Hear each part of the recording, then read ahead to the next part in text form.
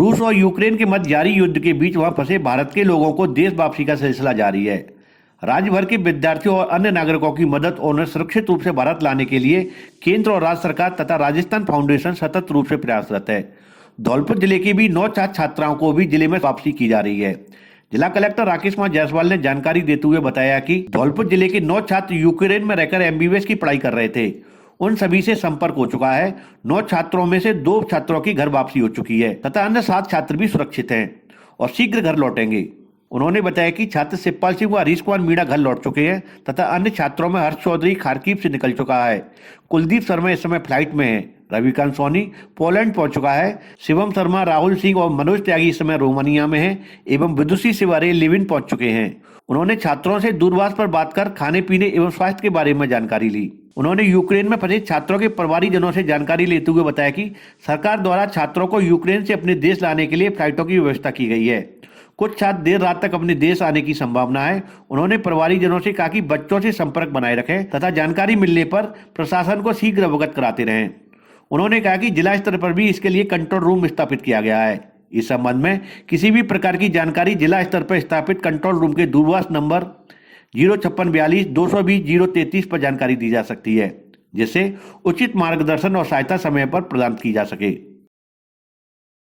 धौलपुर जिले के सदर थाना क्षेत्र के तोर गांव में मानवता को कलंकित करने वाला मामला सामने आया है। पत्नी के बच्चे नहीं होने पर पति द्वारा बेरहमी से मारपीट कर घर से बाहर निकाल दिया। घायल विवाहिता को परिजनों ने जिला अस्पताल के इमरजेंसी वार्ड में भर्ती कराया है। 25 वर्षीय विवाहिता प्रीति पत्नी रामकिशोर ने बताया कि 3 वर्ष पूर्व उसकी शादी हुई थी। शादी के बाद उसके बच्चे नहीं हुए हैं। बच्चे पैदा नहीं होने के कारण उसका पति आए दिन उसके साथ शराब पीकर मारपीट करता है। परिवार के अन्य सदस्य भी ताना मारकर शारीरिक एवं मानसिक रूप से प्रताड़ित करते रहते हैं। बीती रात पति फिर से शराब के नशे में धुत होकर घर पहुंचा और आरोपी ने डंडों से पत्नी की बेरहमी से पिटाई कर दी, जिससे प्रीति घायल हो गई। पीड़िता के मुताबिक आरोपी ने मारपीट कर यह कहकर घर से बाहर निकाल दिया कि तुम बच्चे पैदा नहीं कर सकते तो घर से बाहर निकल जाओ। पीड़ित पक्ष के लोगों को पीड़िता ने घटना से अवगत कराया। परिजनों द्वारा घायल अवस्था में प्रीति को धौलपुर अस्पताल में भर्ती कराया। अभी तक विवाहिता द्वारा पुलिस के समक्ष रिपोर्ट पेश नहीं की है। सदर थाना पुलिस ने बताया कि पीड़िता द्वारा तहरीर दिए जाने पर आरोपी के खिलाफ कानूनी कार्रवाई की जाएगी। प्रीति में नाम है, सास ससुर मारता है, आदमी मारता है, पी कर नहीं है, रोज नौटंकी करता है। बच्चा की कहता है, बच्चा कंधे लाम करके नहीं है। कल शाम को ट्रॉमा वार्ड में प्रीति नाम की लेडीज परिवार द्वारा मारपीट होने के कारण वार्ड में भर्ती कराई गई है। इसके सिर में चोटें आई हैं, जिसका वार्ड में सुचारू रूप से इलाज चल रहा है। उसे आए दिन पति दारू पीकर उसे मारता रहता है, पत्नी ने बताया। जल जीवन मिशन समिति पंचायती राज संस्था तथा जिला जल एवं स्वच्छता मिशन धौलपुर द्वारा क्रियान्वयन सहायक एजेंसी व एवं उनके सदस्यों का 4 दिवसीय प्रशिक्षण कार्यशाला का शुभारंभ प्रधान कॉम्प्लेक्स जीटी रोड पर जिला जल एवं स्वच्छता समिति के अध्यक्ष जिला कलेक्टर राकेश कुमार जायसवाल के मार्गदर्शन में किया गया। कार्यक्रम में क्रियान्वित सहयोगी एजेंसी के सदस्यों को स्वच्छ जल एवं स्वच्छता विषय पर विभिन्न विशेषज्ञों ने विस्तार से जानकारी दी। 4 दिवसीय कार्यक्रम में जल के विवेकपूर्ण इस्तेमाल तथा व्यक्तिगत स्तर पर प्रबंधन, सामूहिक व ग्राम स्तर पर जल प्रबंधन तथा संस्थानिक स्तर पर जल प्रबंधन के बारे में जागरूक किया गया। जिला कलेक्टर ने कार्यशाला में उपस्थित सहभागियों को संबोधित करते हुए कहा कि यह सरकार की महत्वाकांक्षी योजना है, इसको प्रभावी क्रियान्वयन ढंग से किया जाए। उन्होंने कहा कि शुद्ध पेयजल के लिए सरमथुरा एवं बसेड़ी क्षेत्र में पानी स्रोत कम है। पानी का स्रोत अधिक करने के लिए सरकार द्वारा काली तीर परियोजना की डीपीआर तैयार की जा रही है। परियोजना के पूर्ण होने पर ग्रामीण क्षेत्रों की जनता को पेयजल आपूर्ति हो सकेगी। 752 गांव में समितियों का गठन किया जाएगा। रखरखाव के लिए जन सहभागिता की राशि से संचालित जल जीवन मिशन का रखरखाव किया जाएगा। 1 वर्ष तक ठेकेदार की रखरखाव की जिम्मेदारी होगी। उन्होंने कहा कि जल जीवन मिशन का उद्देश्य ग्रामीण क्षेत्रों में रहने वाले सभी परिवारों को घर तक पानी पहुंचाना है। 2024 तक ग्रामीण क्षेत्रों में सभी परिवारों तक पानी पाइपलाइन के माध्यम से घर घर तक पहुंच जाएगा। जिले के प्रत्येक परिवार इस मिशन से जुड़ेगा। उन्होंने कहा कि नल जल के माध्यम से घरों में लग रहे नल कनेक्शन का सही तरीके से इस्तेमाल करने और पानी को बचाने के लिए जन जागरूकता लोगों में लाना बहुत आवश्यक है। कार्यक्रम के मुख्य कार्यकारी अधिकारी जिला परिषद चेतन चौहान ने कहा कि सरकार की योजनाएं तब सफल होंगी जब आम आदमी की सहभागिता होगी। आम जनता पर निर्भर करता है कि योजना कैसे सफल बनाए। स्पेक्ट्रा संस्था के प्रतिनिधि नरेंद्र शर्मा द्वारा कार्यशाला में अतिथियों को स्मृति चिन्ह प्रदान किए गए तथा स्वागत उद्बोधन में कहा कि पंचायती राज संस्थाओं के प्रतिनिधियों को गहनता के साथ प्रशिक्षण दिया जाएगा एवं पेयजल व स्वच्छता के संबंध में क्षेत्रवार जो समस्याएं प्रतिनिधियों द्वारा अवगत कराई जाएंगी उनका विचार विमर्श कर निराकरण करवाया जाएगा।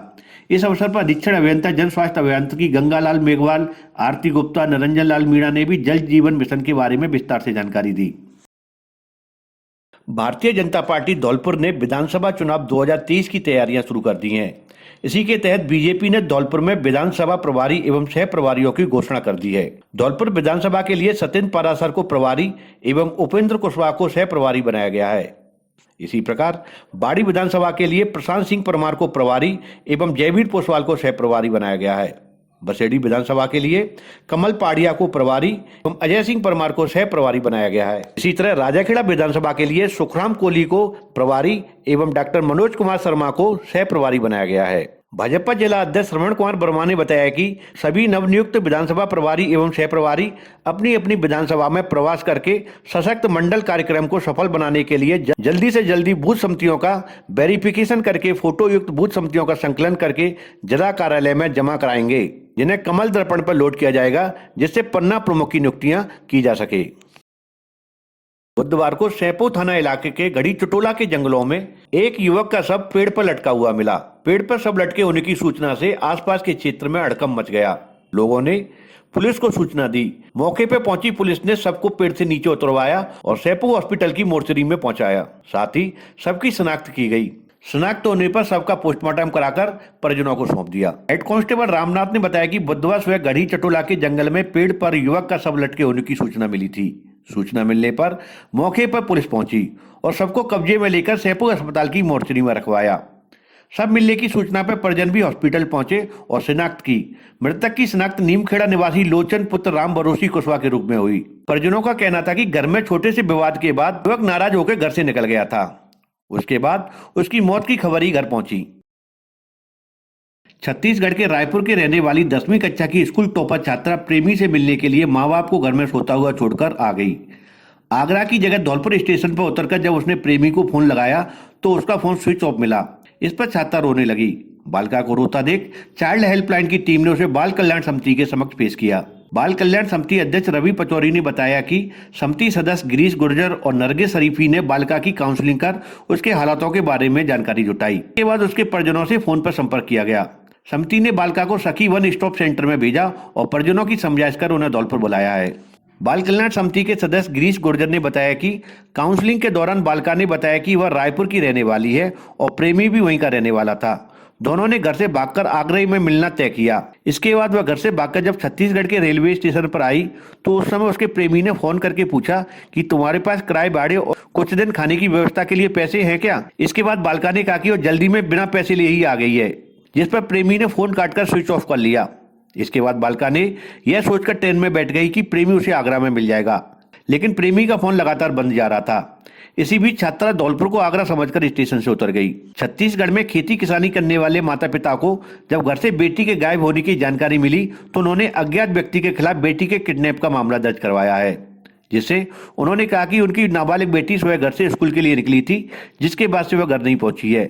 आसपास पता करने पर भी उसका कोई सुराग नहीं लगाया है। लड़की के धौलपुर मिल जाने पर बाल कल्याण समिति ने लड़की के परिजनों को फोन कर सूचना दी और उन्हें धौलपुर आने के लिए बोला गया है।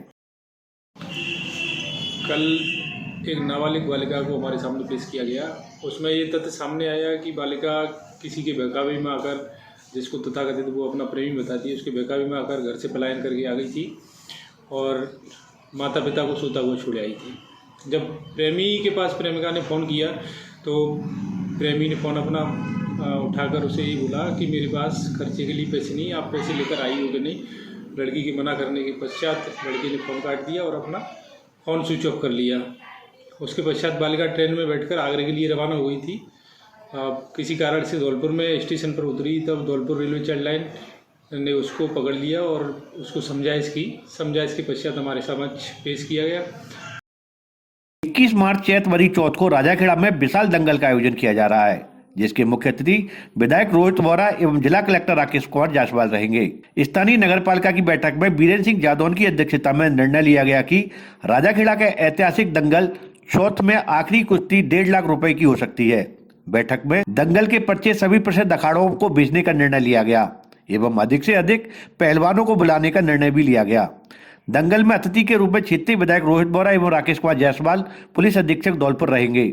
इस आयोजन में टी बनाने का निर्णय लिया गया। साथ ही बैठक में उपाध्यक्ष कुमारी भारती पार्षद, विजेंद्र सिंह यादव, नगर पालिका के पार्षदगण, धनपाल पारस, जमादार मोहर सिंह ठाकुर व अन्य लोग उपस्थित रहे।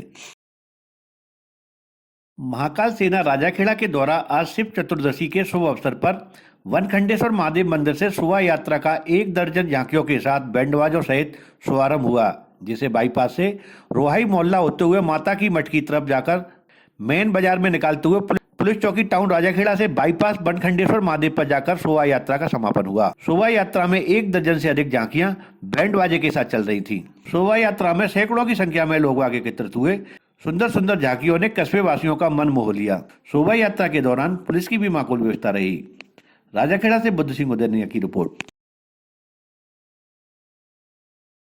शिक्षक स्थानांतरणों में पैसे के लेन देन व राजनीतिक हस्तक्षेप को समाप्त कर पारदर्शी तबादला नीति लागू कर तृतीय श्रेणी शिक्षकों के तबादला शुरू करने सहित अन्य शिक्षक समस्याओं को लेकर राजस्थान शिक्षक एवं पंचायती राज कर्मचारी संघ के पदाधिकारियों ने जिला अध्यक्ष राजेश शर्मा के नेतृत्व में जिला प्रशासन के माध्यम से राज्य सरकार को 5 सूत्रीय ज्ञापन भेजा है।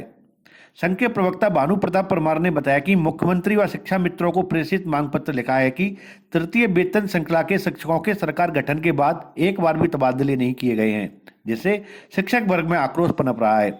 संघ के जिलाध्यक्ष राजेश शर्मा ने मुख्यमंत्री अशोक गहलोत से आग्रह किया है कि जिस तरह उन्होंने राज्य में पुरानी पेंशन बहाल करने का ऐतिहासिक फैसला किया है, उसी प्रकार शिक्षा तबादला में पैसे के लेन देन व राजनीतिक हस्तक्षेप को पूरी तरह समाप्त किया जाए एवं रीट पोस्टिंग से पहले तृतीय श्रेणी शिक्षकों के तबादले शुरू करने तथा टीएसपी व प्रतिबंधित जिलों में कार्यरत शिक्षकों को उनके गृह जिले में स्थानांतरित करने, कांग्रेस चुनाव घोषणा पत्र में किए गए वादों की पालना सुनिश्चित करने, पैरा टीचर्स व शिक्षा कर्मी सहित अन्य संविदा कर्मियों को नियमित किए जाने की मांग की है। 10 सालों से टीएसपी एवं प्रतिबंधित जिलों में पदस्थापित शिक्षक अपने गृह जिलों में जाने की बाट जो रही है, लेकिन सरकारें पता नहीं क्यों तृतीय श्रेणी शिक्षकों के ट्रांसफरों से बचती आ रही हैं। इस सरकार के 3 साल के कार्यकाल में एक भी बार तृतीय श्रेणी शिक्षकों के तबादले नहीं किए गए हैं। हम राज्य के मुखिया एवं लोकप्रिय मुख्यमंत्री माननीय अशोक गहलोत जी को आज ज्ञापन के माध्यम से उनसे आग्रह करते हैं कि जिस प्रकार आपने पुरानी पेंशन बहाल कर पूरे देश में कीर्तिमान स्थापित किया है, उसी प्रकार शिक्षक तबादलों में पैसे के लेन देन एवं राजनीतिक हस्तक्षेप को पूरी तरह बंद करते हुए एक पारदर्शी तबादला नीति लागू की जाए। प्रत्येक माह की तरह इस बार भी धौलपुर की अमावस्या भोजन समिति द्वारा गरीब एवं जरूरतमंदों को भोजन कराया गया। समिति के सदस्य मुकेश सक्सेना ने बताया कि इस बार 4 टीमें बनाकर शहर के अलग अलग स्थानों पर भेजकर जरूरतमंदों को भोजन के पैकेट बांटे गए। टीमों ने स्टेशन, मेला ग्राउंड, अस्पताल परिसर एवं बस स्टैंड पर जरूरतमंदों को भोजन के पैकेट वितरित किए। साथ ही इंदिरा गांधी रसोई सिटी कोतवाली स्कूल पर बिठालकर लोगों को भोजन कराया गया। समिति के संयोजक रवि शिवारे ने बताया कि उनकी समिति प्रत्येक महीने की अमावस्या को भोजन कराने का पुनीत कार्य करती है। जो भी सज्जन इस मुहिम से जुड़ना चाहते हैं वह समिति से संपर्क कर सकते हैं। के कार्यक्रम में दयाकंद सक्सेना, रामू जायसवाल, राजकुमार शर्मा, संजीव गुप्ता, एडवोकेट आशु विदुड़ी, अशोक शिवारे, दीपक उपाध्याय, रामकुमार दुबे, ओम प्रकाश शर्मा, मोहित अग्रवाल, अश्विनी श्रीवास्तव, राहुल त्यागी, विष्णु बल्लभ शर्मा, राजेश गोयल, अशोक कुमार जैन, लाडली मोहन त्यागी, दिनेश शर्मा, डॉक्टर सुशील Rastogi, doctor rice Singh, doctor Rajendra Sharma, Kalicharan Baghela, Rakesh बैसंदर, Ram Lakhan महाबई, सूरज कंसाना, पन गोयल सहित बड़ी संख्या में समिति के सदस्यगण मौजूद रहे। बीती रात धौलपुर में एक रिटायर्ड एएसआई की मौत हो गई। रिटायर्ड एएसआई की बुधवार को कोर्ट में पेशी थी, लेकिन मंगलवार की रात ही उसकी मौत हो गई। के अनुसार मौत का कारण हार्ट अटैक होना है। मृतक हरियाणा के महेंद्रगढ़ का रहने वाला था, जिसका रिटायरमेंट धौलपुर से ही हुआ था और रिटायरमेंट के बाद वह अपने पैतृक गांव में ही निवास कर रहा था। कोतवाली थाना प्रभारी अध्यात्म गौतम ने बताया कि retired ASI Ranveer Singh court में पेशी के लिए मंगलवार शाम को धौलपुर आ गया था, जो रात को कोर्ट परिसर में बने मालखाना गार्ड रूम में सो गया, लेकिन रात में ही उसने दम तोड़ दिया। थाना प्रभारी ने बताया कि सूचना पर पुलिस मौके पर पहुंची और सबको पोस्टमार्टम के लिए जिला अस्पताल की मोर्चरी में रखवाकर परिजनों को सूचना दी। परिजनों के पहुंचने पर सबका पोस्टमार्टम कराकर सब परिजनों को सौंप दिया।